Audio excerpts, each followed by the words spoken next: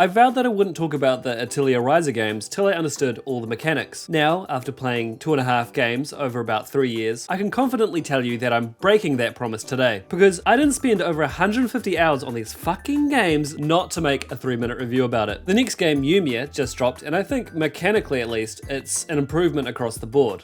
Maybe even make it your first Atelier game. But I think the Ryza Trilogy needs a good send-off, but this video will have to suffice. Ryza first came out in 2019 and managed to make somewhat of an impact here in the West due to thighs. Oh, those round eyes, can't get enough of that shit.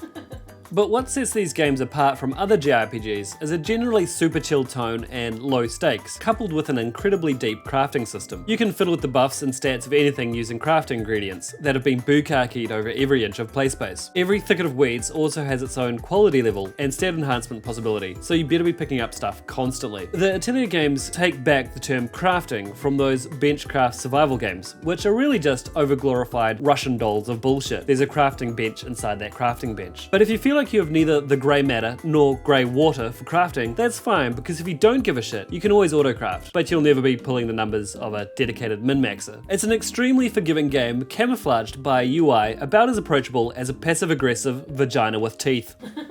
I love that idea of a passive-aggressive vagina. Yeah, you're approaching it, and the vagina's just like, ugh. Is that as big as you get? It's getting smaller now.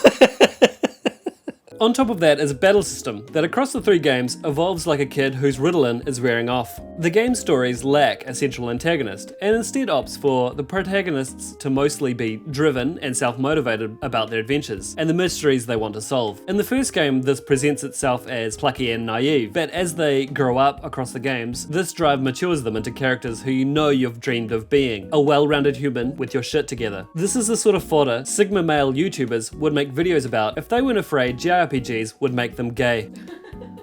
I remember showing the first game to Ratwife and saying, "Isn't this game great? It's about a bunch of kids with no plan just deciding to go on an adventure." And Ratwife, she probably doesn't remember this, but her review was, "This game looks like shit." Did I see that? Yeah, and you were so emphatic about it that you solo peer pressured me out of playing that entire game. I'm so sorry. I didn't play it again until Ryza 2, which Oh, I'm so sorry. I played in secret like a man, beating himself off in the woodshed.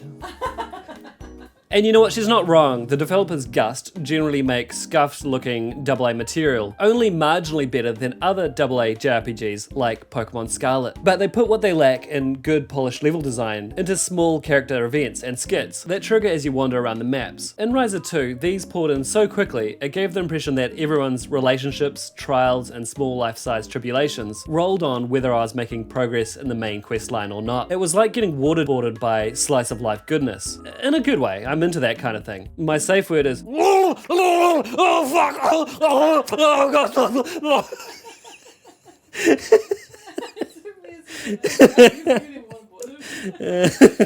What I loved about Ryza 2 was that the characters had grown up. They went from kids gallivanting to moving out of home for the first time, being in a new city and going, holy shit, is that what rent costs? It felt good seeing JRPG characters have normal worries, like what course they'd take at uni, instead of the usual, which is my forever plutonic girlfriend is trapped in a diamond delivering carbon neutral energy to the evil empire. New characters were hyper aware that they weren't in the first game, and felt all the intimidation of stepping into a long established friend group with its secret language of in-jokes. This is the sort of trick you can barely achieve with 10 seasons of quadruple A television. Ryza 3 was the first in the trilogy to experiment with an open world design, and you could easily mistake it as the first attempt at an open world ever, because it stands with all the confidence of a newborn deer about to get hit by a truck. But this final game gave us the opportunity to see what happens to these characters when they realize that they might only have one more adventure together before going their separate ways. Because even the powers of anime friendship can't overcome the realities of growing up and moving on with your life. I think that's what will maintain this trilogy as something worth returning to in the future. These are games you play when you're sick and sad or depressed, and you're usually at least one of these. I guess that's the end of the video.